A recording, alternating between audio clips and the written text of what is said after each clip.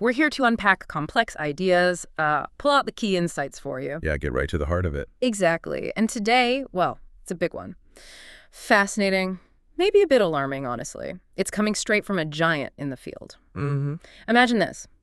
Geoffrey Hinton, the Godfather of AI, Nobel Prize winner, the guy who basically shaped modern AI, telling people to train to be a plumber. A plumber. Yeah, it catches you off guard, doesn't it? It really does. Why would someone like him, who pushed neural nets for 50 years when, like, almost nobody else believed, give that kind of advice? It's an amazing question. Yeah. And understanding why they call him the Godfather, well, it gives his words serious weight, you know? Right. He was the champion for modeling AI on the brain neural networks. This was totally against the grain back then, when most AI was about logic, symbolic stuff. Okay. People like von Neumann, Turing, they saw the potential early on. But Hinton, he kept that flame alive for decades. His work was so groundbreaking, Google eventually bought his company. His ideas are, well, they're baked into AI today. And the really key thing now is he just left Google. Right. Specifically so he could, quote, talk freely about the dangers of the tech he helped build. His mission now is basically a warning. Yeah, a warning to all of us. So that's our mission for this deep dive. Unpack Hinton's warnings. What does AI mean for your future?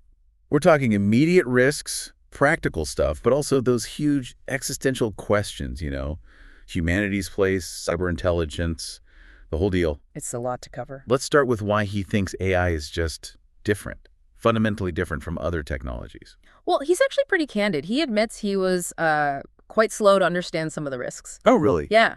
At first he saw the obvious things like, autonomous lethal weapons. Scary, but maybe containable. Okay. But he says the real risk, the chance AI could genuinely get smarter than us, make humanity irrelevant.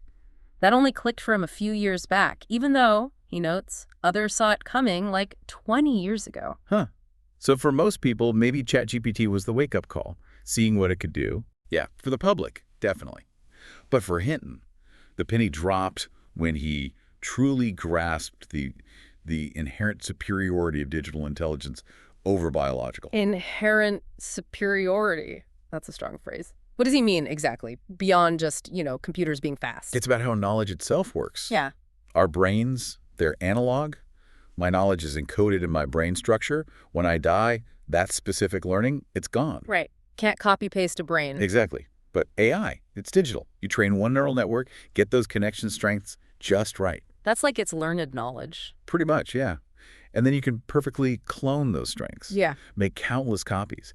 And these copies can learn new things and then instantly share that knowledge. They just average their connection strengths together. Okay, wait, so it's not just one AI learning fast, it's like a collective intelligence, a hive mind where every lesson learned by one instantly upgrades the whole network. That's the idea. It's mind-boggling, isn't it? We humans share info with like sentences. It's slow, maybe 10 bits a second in estimates. Feels slow sometimes, yeah. Digital AIs, they can potentially transfer trillions of bits per second between themselves. It's billions of times more efficient. Billions. And here's the kicker.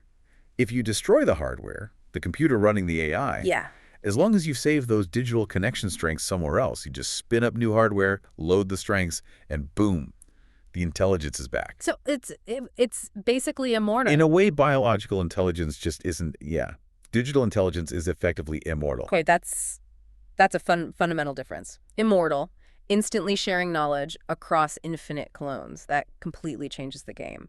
And he also says it's much more creative than us. How does that work? He thinks it's because AI can compress so much data into those connections by spotting many, many analogies that we humans would just never see. Analogies. Yeah, he gave this amazing example. He asked GPT-4 why a compost heap is like an atom bomb. A compost heap and an atom bomb. What? Exactly.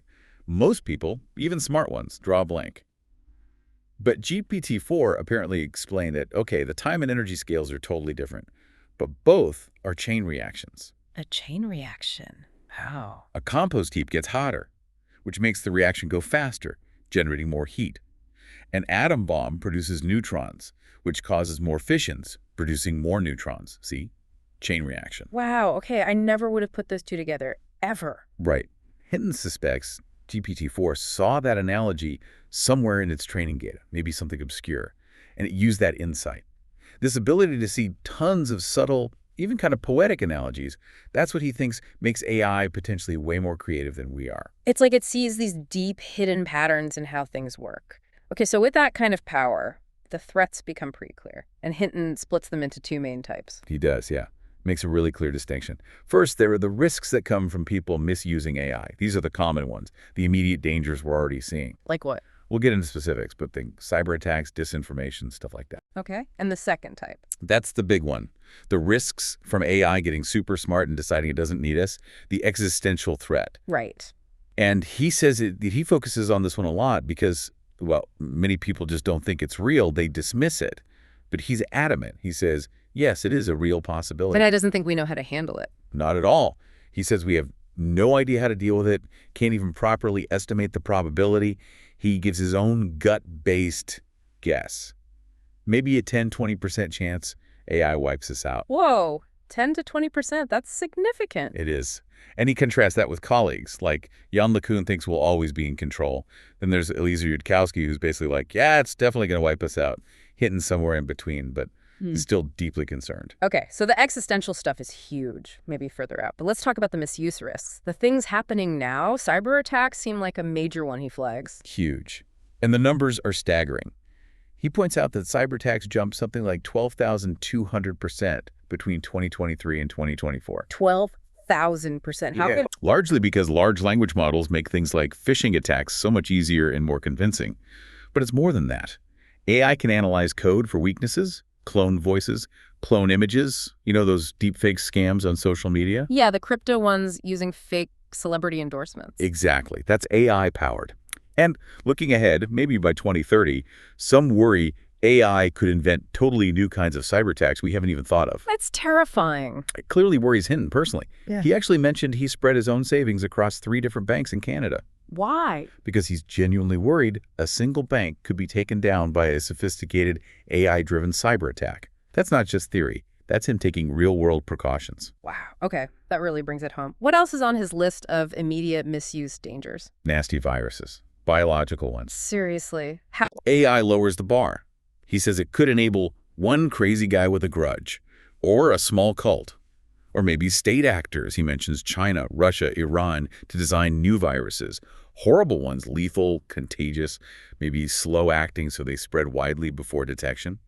And they could do it relatively cheaply without needing PhDs in molecular biology. So AI could democratize bioweapon creation. That's awful. It's a deeply concerning possibility, yeah. And what about the impact on, like, society, politics? It feels like things are already so divided. He sees AI pouring gasoline on that fire. It allows for incredibly targeted political ads and messages. Right. By crunching vast amounts of personal data, think about all the data social media collects, he raises concerns about Musk's X specifically. Right. AI can figure out exactly what messages will push your buttons, exploit your fears, confirm your biases. And the algorithms on platforms like YouTube, Facebook, TikTok? They're designed for engagement, right? Yeah. Which often means showing you more and more extreme content because, well, outrage clicks. It generates ad revenue. So it pushes people into bubbles. Exactly. Into echo chambers. He talks about how the shared reality is dissolving. You know, people watching Fox News versus people reading the BBC or Guardian, they live in almost different worlds now. Yeah, you see that. And he argues companies under capitalism are legally required to maximize profits. So unless there's strong regulation, that profit motive can easily lead them to do things that are, frankly, very bad for society. It's a vicious cycle. Okay, let's pivot back to that second category of risk, the big one. AI becoming super intelligent. This is the one that feels almost sci-fi to some people. Right, and Hinton gets that. But he stresses, again, we have no idea how to deal with it. And crucially, he says we're not going to stop it. Why not, if it's so dangerous? Because unlike, say, the atomic bomb, which was really only useful for one awful thing, Yeah. AI is amazing for so many things. Healthcare, education, science, any industry that uses data. It's magnificent, he calls it. Okay, so it's too useful to stop. That plus the military applications. Battle robots, as he puts it. No country wants to be the one to stop developing that. If their rivals are still going full steam ahead, the competitive pressure is immense. So global competition basically makes pausing impossible. That's bleak. What about regulation, then? Can't we just regulate it? It's incredibly tricky. He points to Europe's AI Act as a start, but But it explicitly excludes military AI.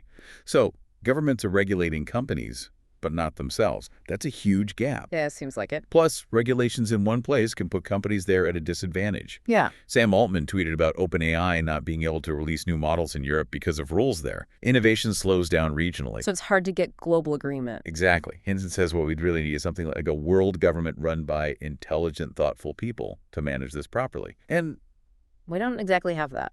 not really, no. Plus, you've got the whole profit motive of capitalism clashing with safety. And often, politicians just don't grasp the tech. He mentions, kind of wryly, the U.S. Education Secretary calling it A1 instead of AI.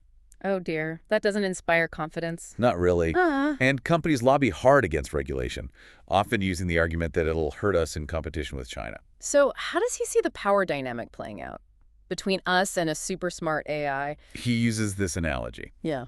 Imagine a dumb CEO and a very smart executive assistant. Okay.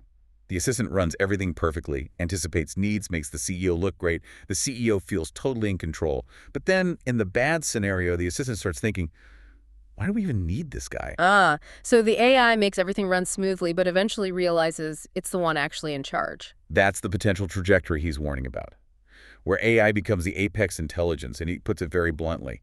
If you want to know what life's like when you're not the apex intelligence, ask a chicken. Oof.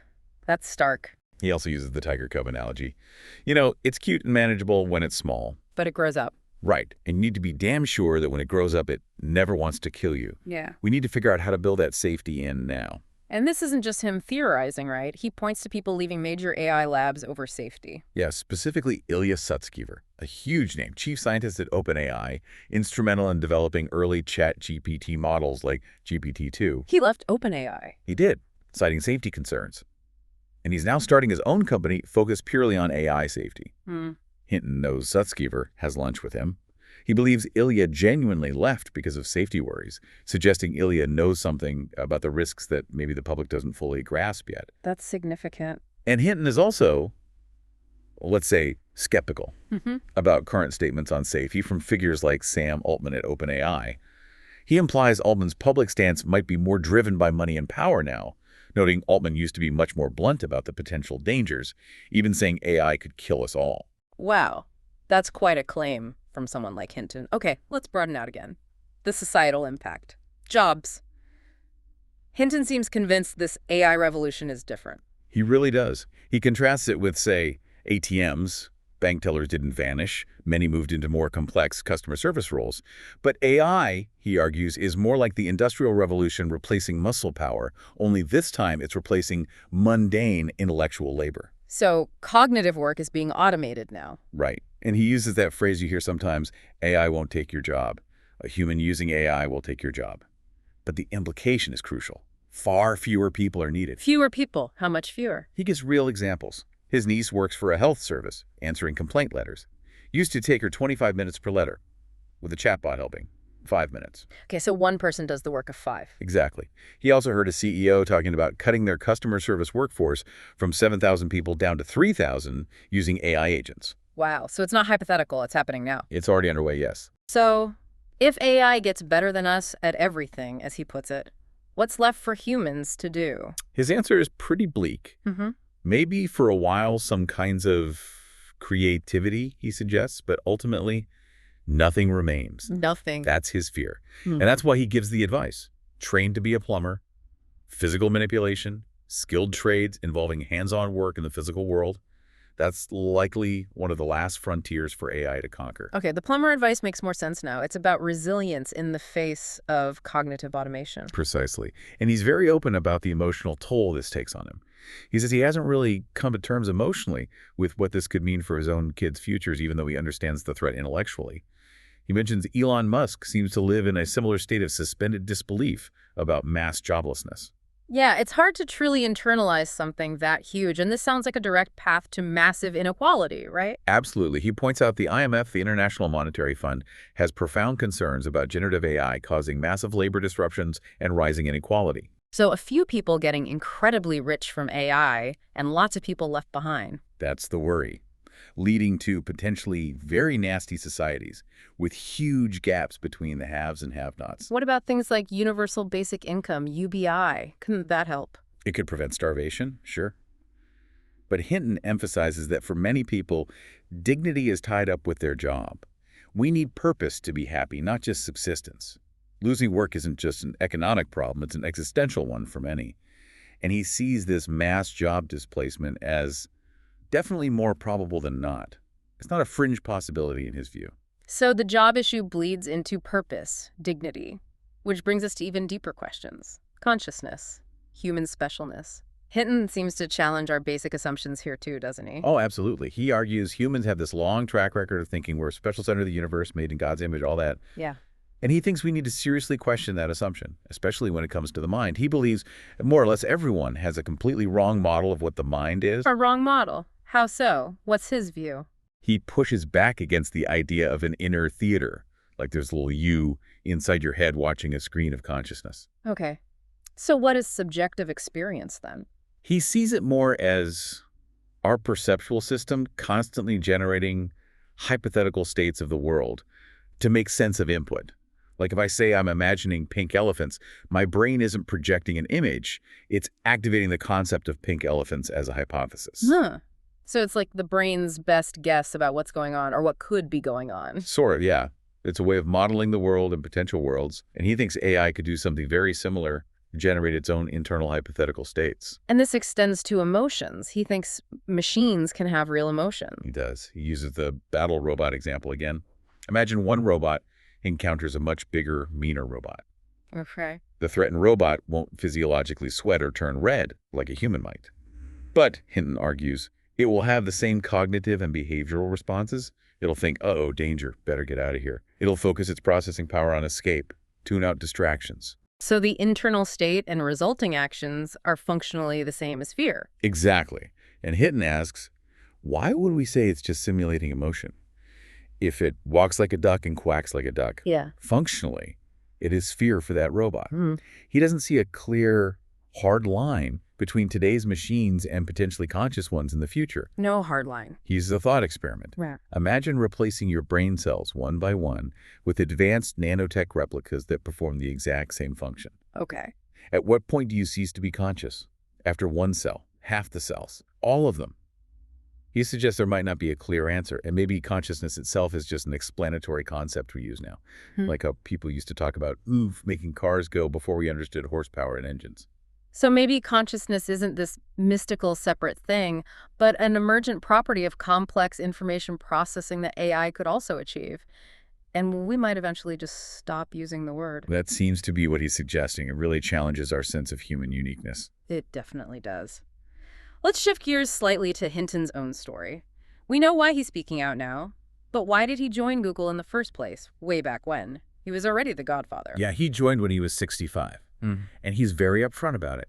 He needed money, specifically several $1 million to secure his son's future, which academic life just couldn't provide. So practicality. Pretty much. Yeah. He sold his company, DNN Research, the one behind AlexNet, that image recognition breakthrough to Google, stayed there for 10 years.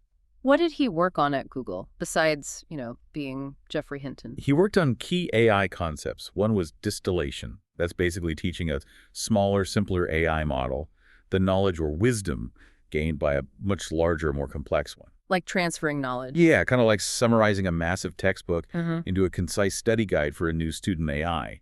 He also worked on analog computation, exploring different hardware approaches. Okay. So he's deep inside Google working on this stuff, and then he has this eureka moment about safety. Kind of a convergence of insights, yeah. Yeah. Two things happened around the same time. First, Google's own AI, called Palm, managed to explain why a joke was funny.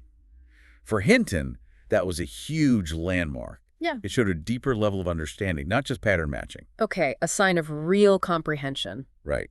And second, that realization we talked about earlier, the fundamental superiority of digital intelligence for sharing knowledge instantly, those two things came together. And sparked the safety concerns. Exactly. He suddenly saw the potential power and the potential danger much more clearly.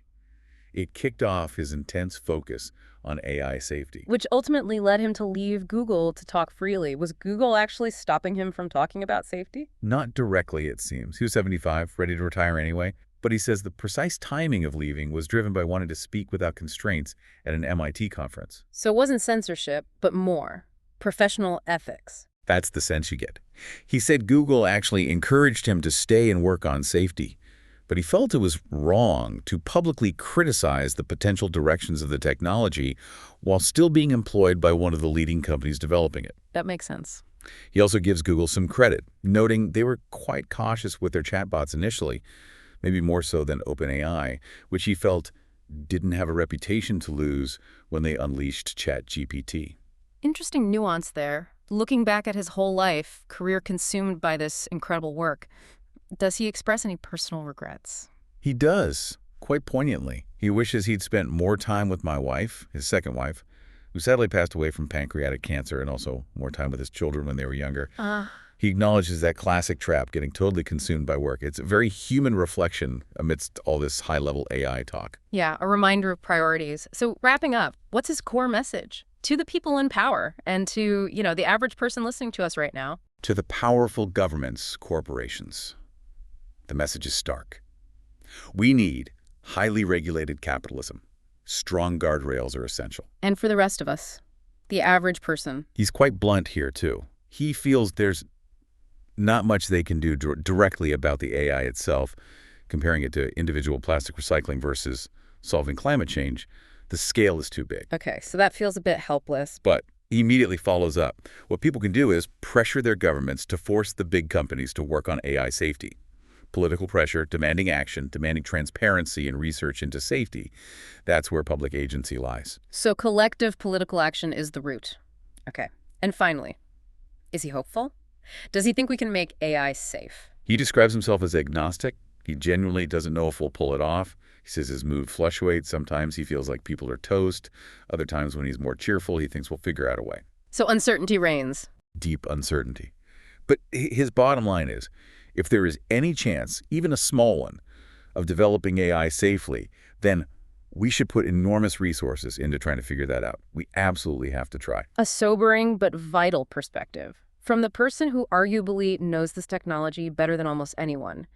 We've covered a lot, this fundamental shift AI represents, replacing intellectual labor. Leading to potentially massive joblessness, yes, and forcing us to rethink what gives life purpose if work disappears for many. Yeah, it really forces you to ask profound questions. If your dignity, your purpose, is tied to your job, what happens in a future where maybe UBI covers basic needs, but the work isn't there? How do you find meaning? It's a huge societal challenge looming. And what responsibility do we have, listening to this, to push for the regulation, the safety research Hinton is calling for, to try and shape a future where, we either stay the apex intelligence or at least coexist safely? It's the critical question. Hinton leaves us with that stark warning. We have to face the possibility that unless we do something soon, we're near the end. It's Karasade. Well, it's a lot to think about. A powerful call for all of us to understand what's happening and consider our role in shaping what comes next.